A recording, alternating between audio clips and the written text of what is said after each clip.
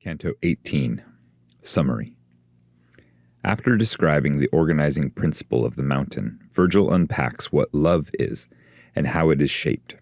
Our minds receive from our eyes and other senses an impression of something external to us. Our understanding, turning toward it or focusing on it, discerns what it is.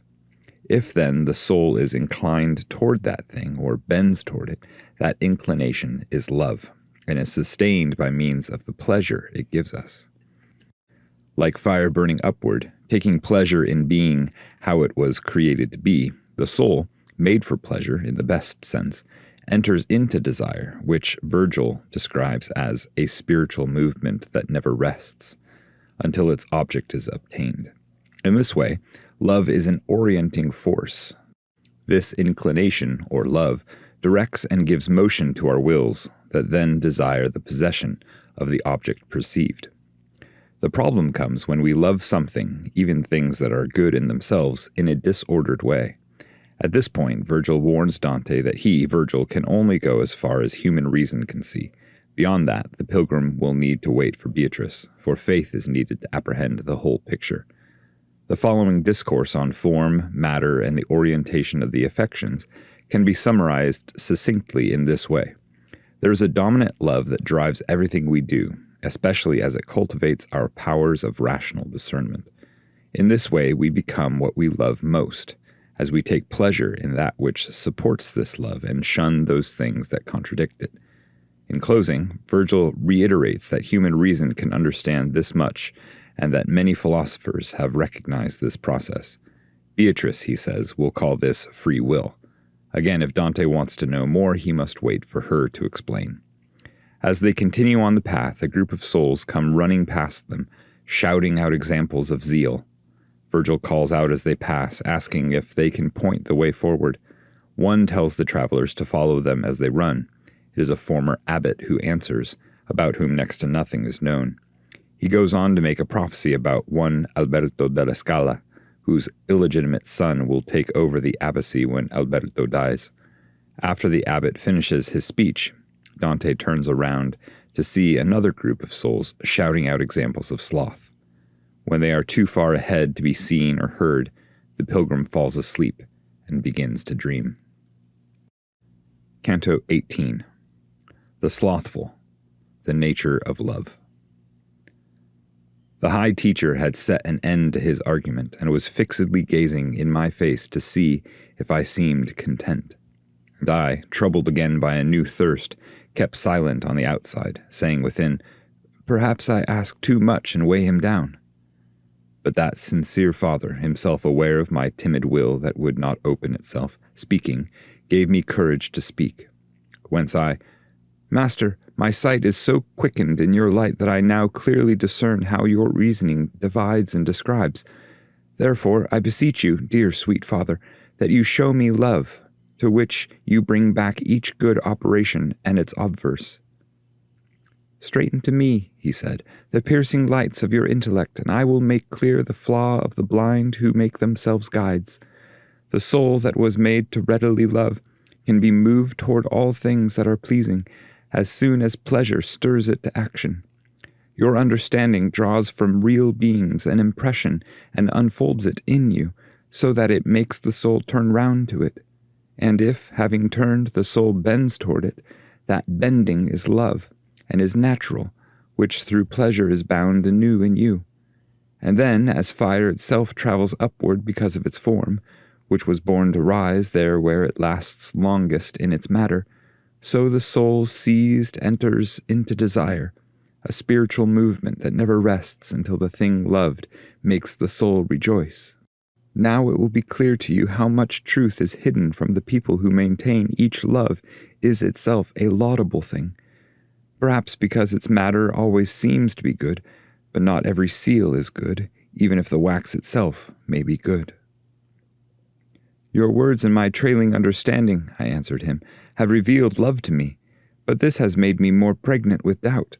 For if love was offered us from outside, and the soul walks just on this foot, whether it goes straight or bent, it has no merit. And he to me, how much reason sees here, I can tell you, but beyond that, wait for Beatrice, for it is a work of faith. Every substantial form, from its matter distinguished, though united with it too, keeps within itself a certain power which, if not operating, is not sensed, nor shows itself except by its effect, as by green leaves life is shown in the plant.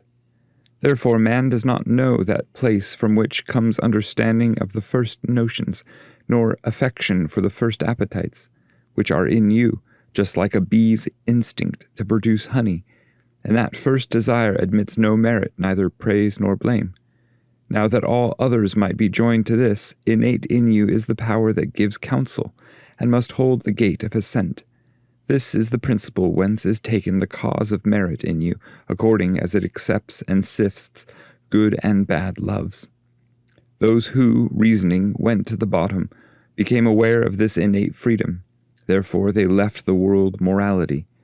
Wherefore let us grant that all loves kindled within you arise of necessity. The power to restrain them is in you. This noble faculty Beatrice knows as free will, and so make sure you keep this in mind if she discusses it with you. The moon, slowing down almost to midnight, had made the stars appear more rare to us, looking like a copper pot still on fire. It ran against the heavens on those streets set aflame by the sun, which those from Rome see set between Sardis and Corsica. And that kind shade, for whom Pietola is more famed than any Mantuan town, took off the burden I had laid on him. Wherefore I, who gathered in the open and plain discourse concerning my questions, stood as one who, drowsy, wanders in thought. But this sleepiness was taken from me suddenly by a people already turning round to us from behind our backs. Such a rush and throng as the Ismenus and Asopus would see beside their banks at night when the Thebans needed Bacchus. So along that circle with quickened steps were coming those who, from what I could see, sit astride a good will and a just love. Soon they were upon us because, running, all that great crowd was hastening itself. And two of them in front cried out, weeping, "Mary ran with haste to the mountainside, and Caesar struck Marseilles to subjugate Lerida, and then hurried off to Spain." "Quickly, quickly, so that time is not lost by little love," cried the rest close behind, "that through zeal to do well grace greens again. O people, in whom keen fervor makes up, perhaps, for your negligence and delay through lukewarm attention to doing good, this man who lives, I would not lie to you, wills to go up when the sun shines again. Therefore tell us where the opening is." This was the petition of my leader, and one of those spirits answered, "Follow after us, and you will find the entrance. We are so full of desire to make haste that we are unable to rest. Therefore forgive us if you think our justice rude. I was abbot in San Zeno, there in Verona beneath the good Barbarossa, whom Milan still discusses with sorrow. He already has one foot in the grave, who soon will weep for that monastery, and will bewail the power he had there, for his son, lame in his entire body, and worse in his mind, brought forth in evil, was put in the place of its true shepherd." I do not know if he said more, or stayed silent, so much beyond us had he gone, but this I heard, and was pleased to retain. And he who succored me through every need then said, "Turn yourself around, and see here two of them coming on, biting at sloth." From behind all the others they were saying, "The people for whom the sea opened died before the Jordan could behold their heirs. The women who could not endure their grief to the end with the son of Anchises gave themselves to a life without glory."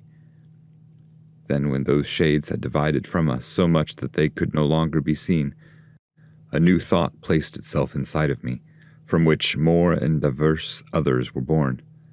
And so much did my thoughts wander from one to another, my dazed eyes closed again, and my thoughts I transformed into a dream.